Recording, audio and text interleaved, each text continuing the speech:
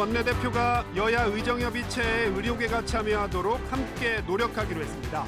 의료계는 내년도 의대 정원부터 재논의해야 한다는 주장을 고수하고 있어 난항이 예상됩니다. 1980년대부터 90년대 사이 불황자를 강제 수용한 대전의 사회복지법인 천성원에서 납치와 감금, 착취, 폭행치사 등 심각한 인권 유린이 벌어진 것으로 진실화해위원회 조사 결과 드러났습니다. 대낮도심에서 위험천만한 도주행각을 벌인 50대 운전자가 경찰에 붙잡혔습니다. 음주운전 사고로 면허가 취소된 상태였는데 경찰의 검문을 피하려고 난폭운전을 했습니다. 올여름 기록적 폭염으로 지난달 주택용 전기요금이 1년 전보다 13% 정도 더 나올 것으로 보입니다. 요금이 늘어난 가구의 평균 증가액은 17,000원 수준입니다.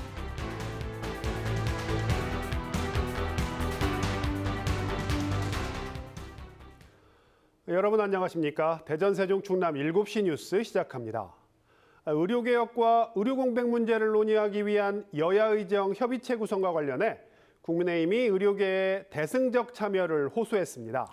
민주당은 의사들의 병원 복귀가 시급하다며 대통령의 사과 등과 함께 정부의 태도 변화를 촉구했습니다. 첫 소식 이윤우 기자가 보도합니다.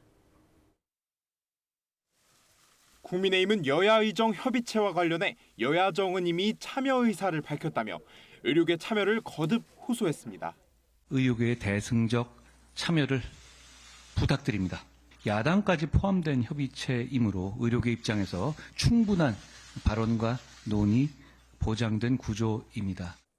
정부를 향해선 건설적인 논의가 진행되도록 전공의 소환 등 사법적 대응을 신중하게 해달라고 당부했습니다. 한동훈 대표는 지금은 해결을 위한 중재와 협의가 필요한 시점이라며 전제 조건을 걸거나 의제를 제안해 참여가 막혀선 안 된다고 강조했습니다. 더불어민주당은 소통과 타협이 불가피하다는 점을 인지해야 한다며 정부의 태도 변화를 촉구했습니다. 정부가 계속 무리수만 두고 있습니다. 강공으로 문제를 해결할 가능성은 거의 없어졌습니다. 여야의정협의체는 의사들이 하루빨리 병원에 복귀하도록 하는데 대화에 초점을 맞춰야 한다며 대통령의 사과와 책임자 문책을 거듭 강조했습니다. 이런 가운데 여야는 오늘 원내대표 회동을 갖고 협의체에 의료계가 참여하도록 공동으로 노력하기로 뜻을 모았습니다. 같이 기회가 있을 때 의료계 동참을 유도해낼 수 있는 그런 활동들을 하기로 했다. 우리 야당도 여야 의정 협의체를 제안한 만큼 관련된 문제 해결에 이번 추석 전후에 좀 더 집중해야 되겠다. 대통령실은 여야가 의료계의 동참을 유도하기로 한 데 대해 전적으로 동의하며 여야가 힘을 모아 해결책을 찾아가는 것을 지지한다고 밝혔습니다. KBS 뉴스 이윤우입니다. 의료계가 응급실 운영에 어려움을 호소하고 있는 가운데 정부가 응급실 등의 의료 현장에 군의관을 추가 배치하기로 했습니다. 또 추석 연휴에 문을 여는 당직 병의원을 늘리고 진찰료 가산율도 한시적으로 인상하기로 했지만 현장의 혼선은 이어지고 있습니다. 계속해서 김하은 기자입니다. 정부가 응급실 운영 등의 어려움을 겪는 의료기관에 군의관 등 235명을 추가 파견합니다. 각 의료기관 필요도와 파견 군의관의 의사에 따라 110명을 우선 배치하고 나머지 인원도 이번 주 안에 순차적으로 보낼 예정입니다. 추석 연휴 기간에는 하루 평균 7,900여 곳의 당직 병의원이 문을 열 전망입니다. 지난 설 연휴와 비교하면 약 2배 이상 늘어난 수준입니다. 응급의료기관의 경우 연휴 기간 매일 전국 518개소가 운영됩니다. 정부는 연휴 동안 문 여는 의료기관과 약국에 대한 보상도 강화하기로 했습니다. 병의원 진찰료와 약국 조제료의 공휴일 수가 가산율을 기존 30%에서 추석 연휴에만 한시적으로 50%로 올립니다. 또 권역응급의료센터와 전문응급의료센터 전문의 진찰료와 중증, 응급수술 수가도 추가 인상하기로 했습니다. 정치권의 여야의정 협의체 추진과 관련해 의료계가 내년 의대 증원 재검토부터 논의해야 한다고 요구하자 정부는 현실적으로 어렵다는 입장을 확인했습니다. 2025년 정원은 이미 확정이 됐고 또 입시 절차가 이미 진행이 되고 있어서 변경할 수는 없다는 점을 말씀을 드리고 의대 정원 증원을 두고 정부와 의료계 사이 입장차가 좁혀지지 않는 가운데 오늘부터 전국 39개 의과대학에선 내년도 대입 수시 모집이 시작됐습니다. KBS 뉴스 김하은입니다. 이원석 검찰총장이 김건희 여사의 고가바방 의혹 사건에 대해 불기소를 권고한 수사심의위원회 결론을 존중하겠다고 재차 밝혔습니다. 그러면서 현명하지 못하고 부적절한 처신과 형사처벌 대상이 되는 것은 다른 문제라고 거듭 강조했습니다. 보도에 김태웅 기자입니다. 검찰 수사심의위원회가 김건희 여사의 고가가방 의혹 사건을 불기소 권고한 것에 대해 이원석 검찰총장이 존중하겠다는 뜻을 밝혔습니다. 이 총장은 오늘 오전 출근길에 기자들과 만나 수사 과정이 기대에 미치지 않았다면 모두 제 지혜가 부족한 탓이라며 다만 외부 전문가들의 의견은 존중해줄 필요가 있다고 말했습니다. 어떤 결정이 내려지든 간에 수사심의위원회의 외부의 민간 전문가들의 의견을 존중해서 사건을 처리하겠다 하는 마음은 이미 수사심의위원회 이전부터 여러분께 말씀드린 바 있습니다. 이 총장은 또 김 여사의 행위가 설사 현명하지 못하고 부적절한 처신으로 보일지라도 형사처벌 대상이 되는 것과는 다른 차원의 문제라고 설명했습니다. 바람직하지 못한 처신이 그것이 곧바로 법률상 형사처벌의 대상이 되거나 범죄 혐의가 인정되는 것은 아니다는 점. 이 총장은 수심위가 요식행위로 전락한 것 아니냐는 일각의 비판에 대해서는 자신의 결론에 맞지 않는다고 해서 과정과 절차를 모두 없애야 한다면 법치주의나 절차는 의미가 없게 된다고 반박했습니다. 다만 이번 기회에 더 이상 사회적 논란이 없도록 공직자 배우자와 관련한 법령 보완이 필요하다는 의견을 냈습니다. 수사가 진행 중인 김 여사의 도이치모터스 주가 조작 연루 의혹과 관련해선 오는 12일 권오수 회장 등의 항소심 판결 이후 증거와 법리에 따라 마무리할 계획이라고 밝혔습니다. 한편 서울중앙지검 검찰시민위원회는 최재형 목사가 신청한 수사심의위원회를 소집하기로 했습니다. 이번 수심위는 김 여사 사건 때와는 다른 위원들이 사건 내용을 다시 심의하게 됩니다. KBS 뉴스 김태훈입니다. 광주광역시에서는 50대 남성이 직장 동료가 사는 아파트를 찾아가 살해한 혐의로 긴급 체포됐습니다. 범행 도구를 미리 준비하고 옷을 갈아입는 등 치밀하게 범행을 계획한 정황이 CCTV에 포착됐습니다. 김예린 기자입니다. 이른 아침, 한 남성이 긴 막대기와 가방을 들고 아파트 계단으로 올라갑니다. 잠시 후 승강기를 타고 내려온 남성이 가방만 들고 밖으로 나가더니 겉옷을 벗고 검정 모자를 눌러쓴 채 아파트 안으로 들어옵니다. 다시 승강기를 타고 올라간 이 남성은 누군가를 폭행합니다. 잠시 뒤 빈손으로 아파트를 빠져나가고 구급대원들과 경찰이 잇따라 도착합니다. 아파트 16층에선 흉기에 찔려 쓰러진 남성이 발견됐습니다. 엎진 상태에서 이제 피가 다치는 게 아니고 사고가 나고 저는 119 신고하면 에라고 그랬어요. 흉기에 찔린 남성은 병원으로 옮겨졌지만 숨졌습니다. 범행 직후 계단을 타고 현장을 빠져나온 피의자는 차를 타고 도주해 광주의 또 다른 아파트 단지에서 긴급 체포됐습니다. 경찰 조사 결과 붙잡힌 50대 남성과 피해자는 직장 동료 사이였습니다. 업무적으로 갈등이 있었던 것으로 알려졌습니다. 경찰은 붙잡힌 남성이 범행 도구를 미리 준비하고 옷을 바꿔 입은 뒤 피해자가 출근하길 기다리는 등 범행을 미리 계획한 것으로 보고 있습니다. 사적으로 왕래는 없었지만 엘리베이터 같이 타고 하면 눈인사하고 이렇게 한 정도라 살인 사건이라고 해가지고 지금 너무 놀래가지고 지금. 경찰은 정확한 범행 동기를 조사한 뒤 50대 남성에 대해 살인 등의 혐의로 구속영장을 신청할 계획입니다. KBS 뉴스 김혜린입니다. 중국 보이스피싱 조직의 범죄 수익금을 세탁한 혐의로 조직원 8명이 검찰에 넘겨졌습니다. 이들은 피해자로부터 갈취한 2억 8천여만 원을 돈 세탁한 뒤 코인으로 환전해 중국 조직에 보냈습니다. 김보담 기자입니다. 한 남성이 지폐를 한 장 한 장 넘기며 돈다발을 확인하고 뒤이어 다른 남성을 만나 이 돈다발을 전달합니다. 보이스피싱을 통해 갈취한 범죄 수익금을 돈 세탁을 위해 넘긴 겁니다. 경기 양주경찰서는 중국에 거점을 둔 보이스피싱 조직의 범죄 수익금을 돈 세탁한 혐의로 조직원 40대 조모 씨 등 8명을 검거해 검찰에 송치했습니다. 이들 가운데 4명은 구속 상태로 검찰에 넘겨졌습니다. 자금 세탁 관리책인 조 씨 등은 지난 5월 이 보이스피싱 조직이 국내 피해자 6명에게 가로챈 2억 8천만 원을 넘겨받아 돈 세탁한 뒤 중국 조직에 넘긴 혐의를 받습니다. 경찰 조사 결과 조 씨 등은 대포 통장 등을 이용해 범죄 수익금을 돈 세탁하고 이를 테더코인으로 환전해 중국 조직에 송금했습니다. 수사기관의 추적을 피하기 위해 중국 현지 조직과는 텔레그램으로 연락했습니다. 경찰은 이 조직의 현금 인출책을 먼저 검거한 뒤 압수한 휴대전화 등을 분석해 지난 7월부터 경기 화성에 은신해 있던 자금 세탁 관리책들을 순차적으로 붙잡았습니다. 경찰은 이 보이스피싱 조직의 중국 거점으로 수사를 확대할 예정입니다. 경찰은 정상적인 금융기관에서는 개인 명의의 계좌로 대출금 상환을 요구하지 않는다며 이런 전화를 받으면 즉시 경찰에 신고해달라고 강조했습니다. KBS 뉴스 김보담입니다. 대낮 도심에서 무면허 상태로 위험천만한 도주 행각을 벌인 50대 운전자가 경찰에 붙잡혔습니다.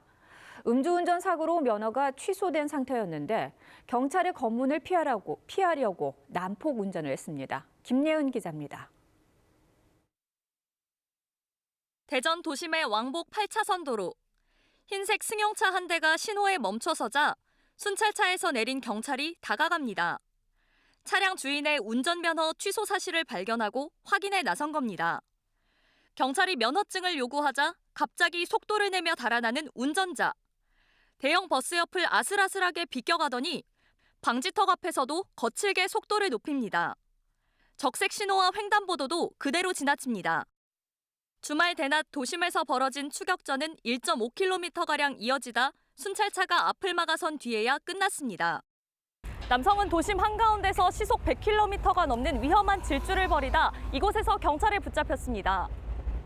엄청난 굉음이랑 연기도 많이 나오는 상황이었고 인명사고로 이어질 수도 있었던 상황이어가지고 경찰 조사 결과 50대 남성 운전자는 2년 전 음주운전으로 사람을 다치게 해 면허가 취소된 상태였습니다. 그런데도 충남 논산부터 대전 시내까지 25km 가까이 운전했고 지구대 근처에서 수상하게 머뭇거리다 덜미가 잡혔습니다. 신호 대기를 하러 오는 와중에 좀 지구대 앞에서 좀 주춤되는 듯한 좀 그런 모습이 의심스러워가지고 경찰은 운전자를 무면허 운전 혐의로 검찰에 넘겼습니다. KBS 뉴스 김예은입니다. 불황인들의 자활을 돕겠다면서 극심한 인권 유린을 자행한 제2의 형제복지원들의 실상이 진실화위원회 조사로 37년 만에 드러났습니다. 대전의 사회복지법인 천성원은 멀쩡한 사람들을 납치해 강제노역을 시키는가 하면 숨진 시신을 무단으로 해부실습용으로 넘기기도 했는데 실습용 시신으로 처리한 인원만 100여 구가 훌쩍 넘습니다. 정재훈 기자가 취재했습니다. 충남과 대전에서 불황인 수용시설을 운영한 사회복지법인 천성원. 1980에서 90년대 2천여 명이 수용됐던 이 시설은 형제복지원의 축소판이었습니다. 영문도 모른 채 끌려온 사람들은 강제 노역에 시달렸고 구타와 가혹행위도 이어졌습니다. 사람들이 매장도 중력도 있었고 고양이도 시달려서 사람이 100명 정도 못 갔습니다. 숨진 수용자 수는 정확히 파악조차 되지 않고 있습니다. 1982년부터 11년간 사망자 117명의 시신은 해부실습용으로 넘겨졌습니다. 82년부터 86년 동안 이 성지원에서 해당 의과대학의 교부된 시체의 비율이 교부된 시체 중에서 97% 정도가 이 시설에서 탈출을 시도하다 정신병동에 격리되기 일쑤였고 여성 수용자가 출생한 신생아는 강제로 해외 입양됐습니다. 1987년 형제복지원 사건이 드러나자 정치권에서 진상조사에 나섰지만 천성원의 극렬한 저항에 무산됐습니다. 천성원은 지금에 이르러 종합병원 2곳과 장애인 학교 등을 거느린 거대 복지법인으로 성장했습니다. 제도적으로나 이런 쪽이 잘못돼서 우리가 잘못 집행한 것들이 있다 그러면 사실 우리 인정해야죠. 진실화해위는 피해자에 대한 공식 사과와 실질적 피해 회복 조치 마련 등을 국가에 권고했습니다. KBS 뉴스 정재훈입니다. 집중 취재 순서입니다. 천성원 관련 취재를 마치고 돌아온 보도국 정재훈 기자 나와 있습니다. 자, 정 기자 리포트를 보면 천성원에서 정말 말로 꺼내기 힘들 정도의 인권 유린 사태가 종류별로 벌어졌단 말이죠. 네. 먼저 천성원 어떤 곳입니까? 네, 그 대전 지역의 거대 복지법인 천성원이라고 있습니다. 네. 이 1958년 설립된 복지법인인데 주로 노숙인과 고아 등 불황아를 비롯해 장애인 등이 머무는 자활시설을 운영했습니다. 네. 오늘 진실화해위원회가 천성원에서 벌어진 인권 침해 사건을 공개했는데 말이 자활시설이지 제2의 형제복지원 사건으로 불릴 만큼 인권 유린 실태가 심각했습니다. 네. 천성원은 대전의 성지원, 세종의 양지원 혹은 양지마을로 불리는 불황인 수용시설을 운영했는데요. 네. 이곳에서 1980년대 초반부터 1990년대 후반까지 납치와 감금, 강제노역, 상해치사 등 수많은 범죄가 벌어진 것으로 밝혀졌습니다. 네, 수많은 범죄가 이곳에서 벌어졌다. 네. 정 기자, 그럼 저희가 하나하나씩 짚어보도록 하겠습니다. 자, 먼저 입소 과정부터 좀 설명을 해주신다면 이 불황인 시설 어떻게 운영이 된 겁니까? 먼저 천성원 산하 불황인 시설에 들어오면 네. 각서를 쓰도록 했습니다. 각서요? 예. 네. 이 보호자 신변 각서라는 건데 수용자에 대해 앞으로 무슨 사고 시에 사망해도 이의 없음을 각서한다는 이른바 신체 포기 각서와 다름없는 내용이었습니다. 네. 또 시설 내부는 독재 정권 당시 운영됐던 삼청교육대 방식의 교육이 이루어졌습니다. 네. 천성원은 수용시설에 신입소대를 운영하며 원산폭격과 이 철조망 통과 등 가혹행위가 일어났고 강제노역도 빈번하게 벌어졌습니다. 네. 수용자들을 포승줄로 묶어서 정부가 추진하는 토목 사업이나 마을 재건 사업 등에 투입하고 노임 등을 갈취도 했다는 건데요. 오늘 천성원 피해자 진술이 나온 것처럼 강제노역 과정에서 매몰 사고 등으로 100여 명 이상이 숨졌다고 됐는데요. 네. 위원회 조사가 일부분만 드러난 상황이라 이 제대로 된 진상 규명이 추가로 필요해 보입니다. 자, 정 기자 얘기를 들어보면 정말 인권 침해가 심각해 보이는데, 자, 이번 조사에서 불황인 수용자들을 강제로 정신병자로 만들었다. 이런 선뜻 이해하기 힘든 이런 정황도 드러났습니다. 저도 처음에 자료를 접하고 좀 이해하기 힘들었는데요. 네. 이 정신병력 판단과 무관한, 네. 그러니까 징벌적 조치 이런 게 좀 있었다는 건데 정신시설로 옮겨진 수용자 상당수가 이 정신과 진료를 받은 기록이 없고 이 100명 전원의 정신과 진단서가 일괄로도 작성된 것으로 드러났습니다. 진단서가 다 똑같다. 예. 네. 이 진실화해위원회는 정신시설로 옮겨지는 과정에서 이 작성된 수용자 기록 카드에 정신 상태가 썩었으며 개인주의에 물든 사람이라는 내용이 적혀 있었다며 네. 이 병력 판단과 무관한 이 징벌적, 아까 제가 말했다시피 징벌적 전출 조치로 전환된 사례 등이 있었다고 밝혔습니다. 지금 같으면 정말 상상도 하기 힘든 일이 불과 한 3, 40년 전에 일어난 건데, 네. 자, 그런가 하면 수용시설의 가혹행위 과정에서 만약에 수용자가 숨지면 이걸 그냥 해부용 시순으로 넘기는 그런 일도 있었다고요. 그렇습니다. 진실화해위원회가 발표한 자료에는 만연한 구타와 가혹행위로 폭행치사 사건이 빈발했다고 적혀 있었는데요. 강제노역으로도 숨지고 예. 폭행치사로도 숨졌다. 예. 네. 그러니까 수용시설 수용자들이 맞아 죽는 일들이 빈번했다는 겁니다. 네. 그리고 천성원 산하 불황인 수용시설에서 수용자가 숨지면 이 충남대병원 의과대학에 해부실습용 시신으로 교부했다는 사실이 적혀 있었는데요. 네. 그 수가 1982년부터 10년간 117구에 이를 정도로 방대합니다. 네. 특히 1982년부터 86년 사이에는 의과대학에 전해진 해부용 시신의 97%가 천성원 산하 불황인 수용시설인 대전 성지원에서 나온 것으로 드러났습니다. 네. 이 대부분의 사망자는 사망 당일 또는 다음 날 해부용 시신으로 넘겨졌는데 네. 이 과정에서 가족이나 연고자에게 인계하거나 공고하는 법적 절차도 모두 무시됐던 것으로 판단됐다고 진실화해위원회는 전했습니다. 가족에게 연락도 안 하고 시신을 그대로 병원에 넘겼다. 네, 맞습니다. 정말 이해가 안 가는 부분입니다.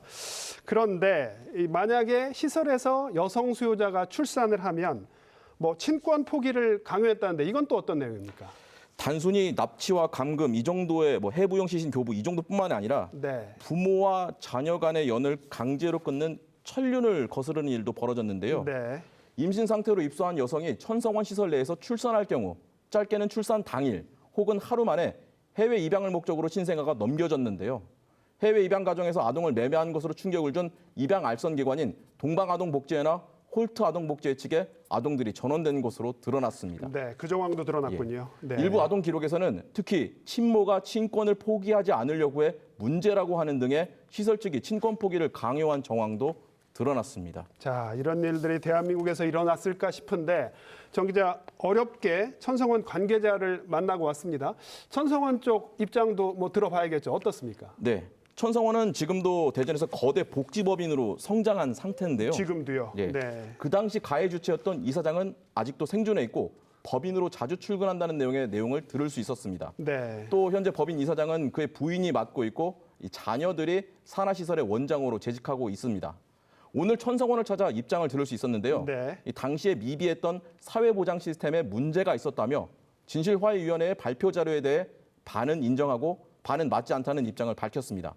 네. 과거에 벌어진 행위에 대해선 유감을 표하고 조만간 입장을 정리해 밝히겠다는 말도 함께 덧붙였습니다. 자, 마지막으로 이것만 여쭤보겠습니다. 이게 뭐 유감만 표명할 일이 아니라 네. 자, 피해자들에 대한 구제책, 어떤 피해 회복 조치가 이루어져야 하는데 이 부분 가능하겠습니까?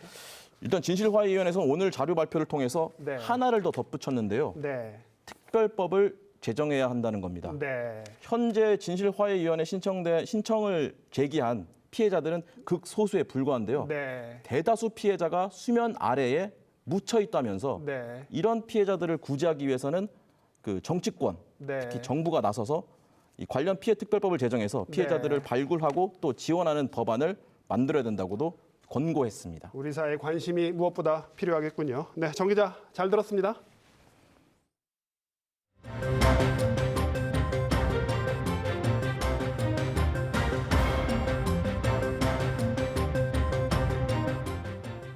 다음 소식입니다.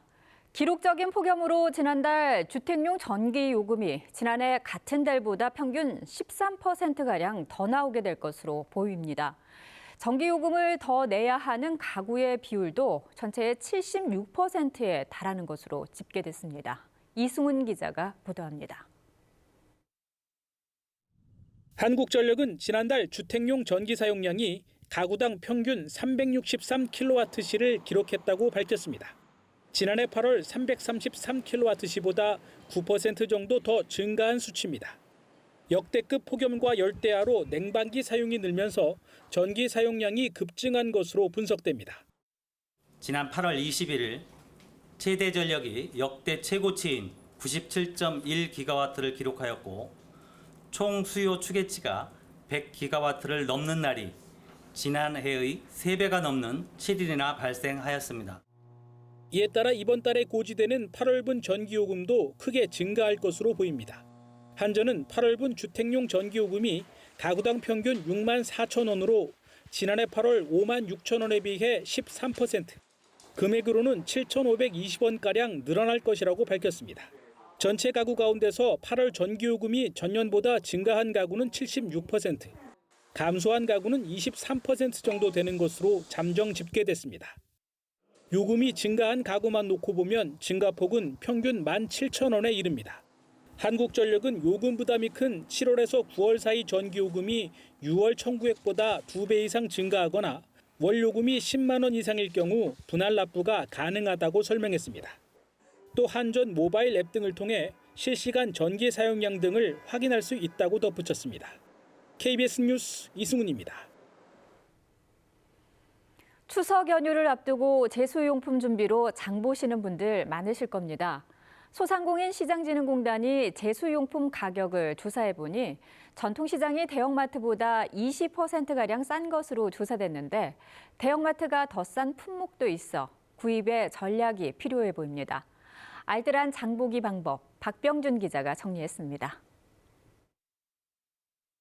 네, 명절이 가까워지면 빼놓지 않고 나오는 자료 있죠. 전통시장과 대형마트에서 제수용품을 구입하는 비용을 비교한 자료 올해도 나왔습니다.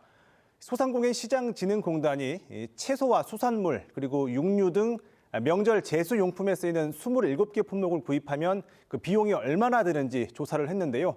자, 결과부터 보겠습니다. 전통시장이 29만 8,300원 정도, 또 대형마트는 37만 1,000원 정도로 전통시장이 약 7만 3천 원, 20% 가까이 저렴했습니다. 모든 품목이 저렴한 건 아니고요. 전체 27개 품목 가운데 22개 품목이 이 전통시장에서 사는 게 더 유리했습니다. 품목별로 좀 더 자세히 보겠습니다. 고사리나 숙주, 시금치, 대파 이런 채소류는 전통시장이 대형마트의 약 반값 정도에 불과해서 가격 차이가 좀 컸습니다.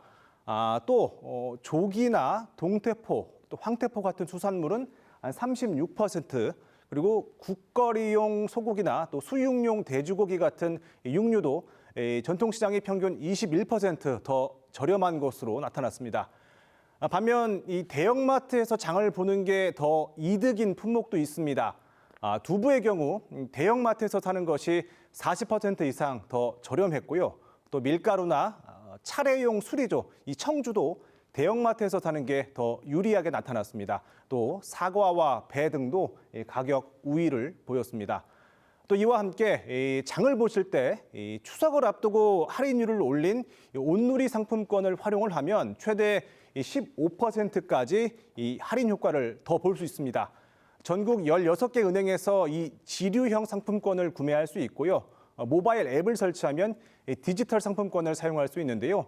이게 발행 한도가 있으니까 서둘러 신청해야 할인 혜택 볼 수 있습니다. KBS 뉴스 박병준입니다.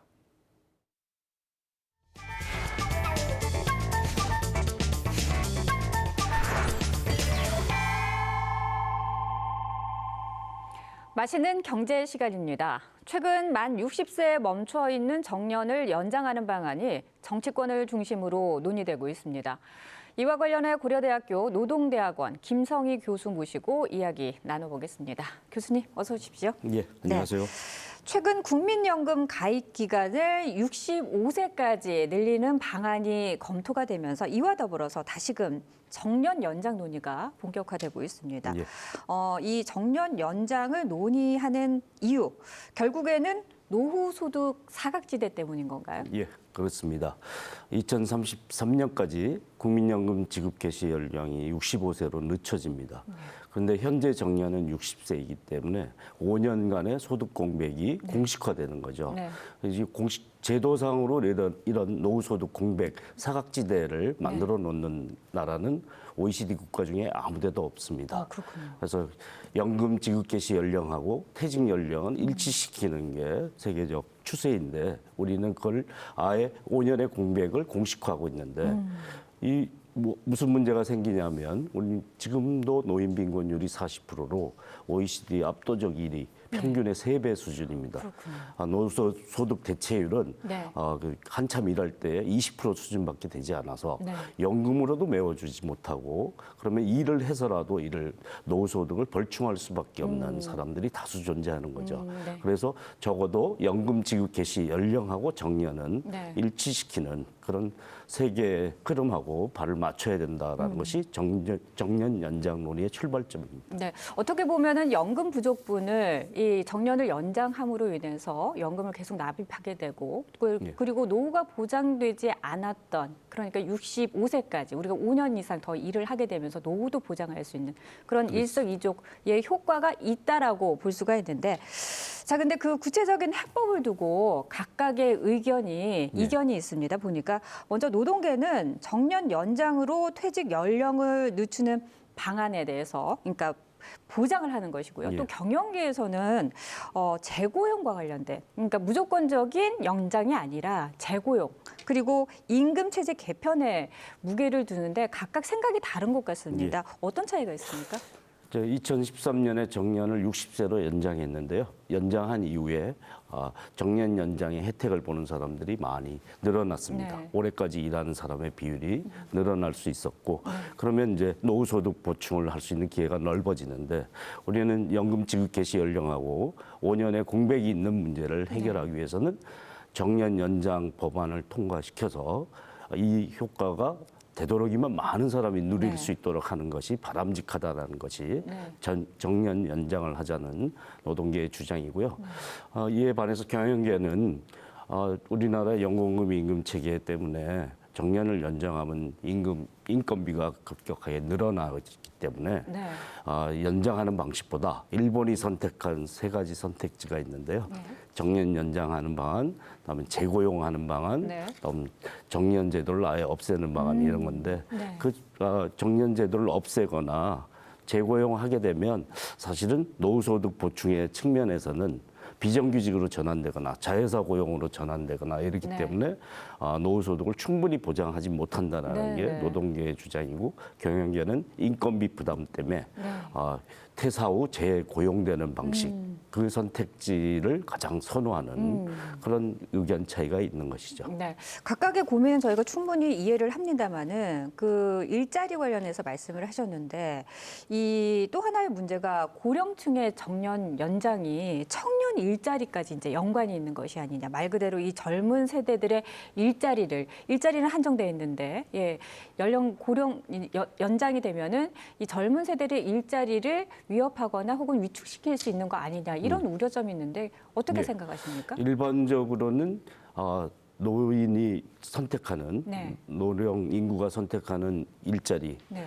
그 숙련직이고 경력직이고 이런 특성을 가지고 있고 선호하는 직종도 차이가 좀 있어서 네.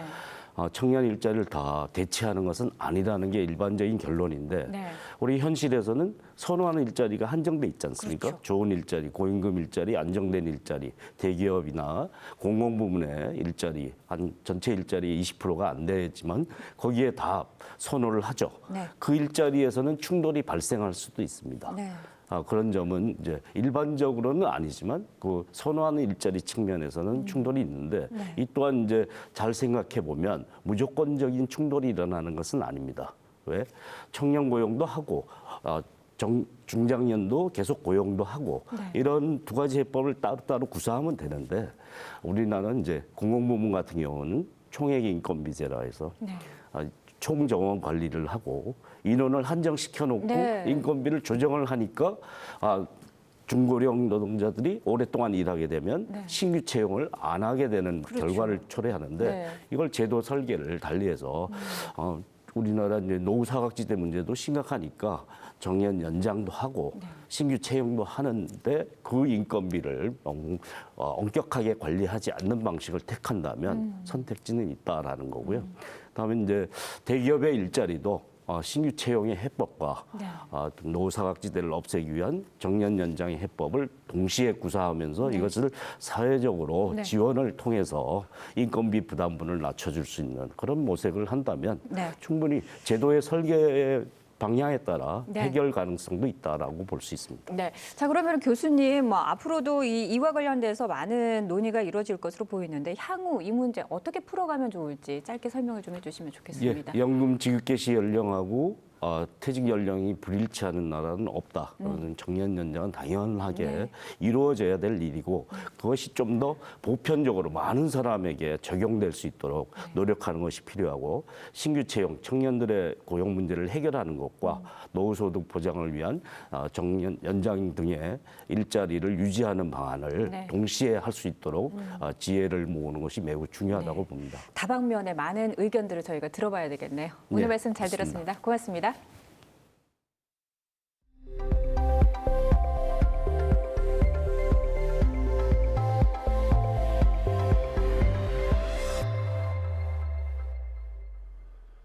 이 경영악화로 문을 닫은 뒤 폐허나 다름없는 상태로 방치되고 있는 예산 덕산온천 관광호텔이 6년 만에 다시 문을 열 준비를 하고 있습니다. 충청남도가 공영개발 방식으로 재개발을 추진하고 나섰는데 이 쇠퇴한 주변 관광지가 활성화되는 마중물이 될지 관심을 모으고 있습니다. 보도에 박지은 기자입니다. 조선시대부터 천연 온천수 유래지로 꼽히는 덕산 온천지구. 이곳에 27년 전 문을 연 덕산 온천관광호텔은 온천관광지로 유명세를 떨쳤지만 6년 전 경영 악화로 문을 닫은 이후 흉물로 방치되고 있습니다. 주변 상권은 모두 무너졌습니다. 관광객이 줄면서 인근 상가는 대부분 문을 닫았고 몇 안 되는 음식점들도 더 이상 버티긴 어렵다는 반응입니다. 여기 뭐가 있어 사람이? 근데 이제 그거 보고 차리는데 그거 문 닫았으니까 이제 더 뭐하는 거지 어려운 거지 이제. 해당 호텔은 6년 전 폐업한 뒤 7차례나 공매에 붙여졌지만 모두 유찰됐습니다. 온천 관광지로 개발 잠재력을 갖췄지만 활용 방안을 찾지 못하자 충남도가 공영 개발에 나섰습니다. 지난달 25일 충남개발공사가 98억 4천만 원의 호텔을 매입한 데 이어 약 450억 원을 투입해 오는 2027년까지 연수원 기능을 갖춘 시설로 탈바꿈할 계획입니다. 덕산 온천 관광 호텔에만 국한된 것이 아닌 관광지 전체의 종합적 개발을 고려하는 활용 용도를 재수립하는 과정에 있습니다. 또 덕산 온천지구를 내포신도시 배후 관광지로 만들기 위해 덕산 온천 휴양마을을 만들고 예산 맥주 축제를 유치해 즐길 거리와 볼거리를 한자리서 제공할 계획입니다. 수년간 방치됐던 덕산 온천 관광호텔 활성화에 시동이 걸리면서 쇠락한 지역 경제를 견인할 마중물이 될 수 있을지 지역민의 관심도 높아지고 있습니다. KBS 뉴스 박지은입니다. 필리핀과 중국을 거치며 막대한 피해를 냈던 태풍 야기가 이번엔 베트남 북부 지역을 휩쓸고 지나갔습니다. 시속 160km가 넘는 강풍에 수십 명이 목숨을 잃었고 재산 피해도 속출했습니다. 정윤섭 특파원이 전해드립니다. 강한 바람과 파도에 교량이 흔들리고 대형 선박은 쓰러지기 직전입니다. 유리로 된 건물 외벽은 아예 통째로 뜯겨져 나갑니다. 태풍 야기가 휩쓸고 간 베트남 북부. 시속 160km가 넘는 강풍에 타워 크레인은 제멋대로 돌다 쓰러졌습니다.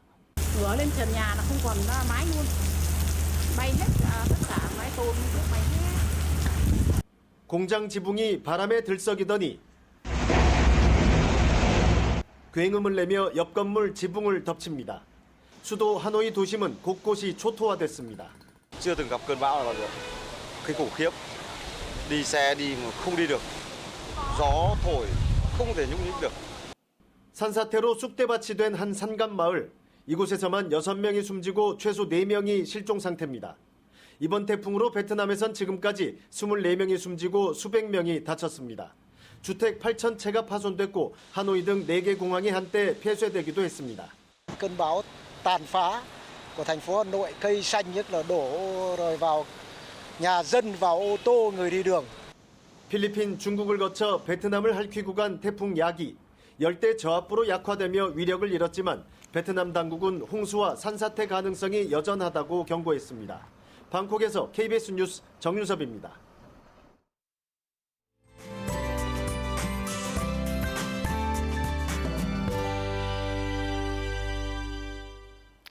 가을이 온 게 맞나 싶을 정도로 불볕더위가 기승입니다. 오늘 한낮에 대전이 34.9도까지 오르면서 역대 9월 날씨 중 가장 더웠는데요. 현재 공주에는 폭염경보가, 그 밖에 우리 지역 전역에 폭염주의보가 내려져 있고요. 더위는 9월 중순까지 이어질 걸로 보입니다. 건강관리 잘 해주셔야겠습니다. 더위 속에 대전과 충남 남동 내륙은 저녁까지 소나기가 오는 곳이 있겠습니다. 내일도 가끔 구름 많겠고요. 출근길에는 내륙에 안개가 끼겠습니다. 낮에는 볕이 강하게 내리칠 텐데요. 자외선 차단에 유의하시기 바랍니다. 내일 아침 대전이 23도, 세종은 22도에서 출발하고요. 한낮에 대전과 세종, 공주가 35도까지 오르겠습니다. 충남 북부 지역의 아침 기온은 천안이 22도, 서산 23도, 한낮에 아산이 35도를 보이겠습니다. 충남 남부 지역의 아침 기온은 서천이 23도에서 출발하고요. 한낮에 보령이 34도까지 오르겠습니다. 바다 물결은 비교적 잔잔하게 일겠습니다. 수요일인 모레도 소나기 소식이 있겠고요. 목요일에는 비가 내리겠습니다. 지금까지 날씨였습니다. 네, 오늘 준비한 소식은 여기까지입니다. 7시 뉴스 마칩니다. 시청해주신 여러분 고맙습니다.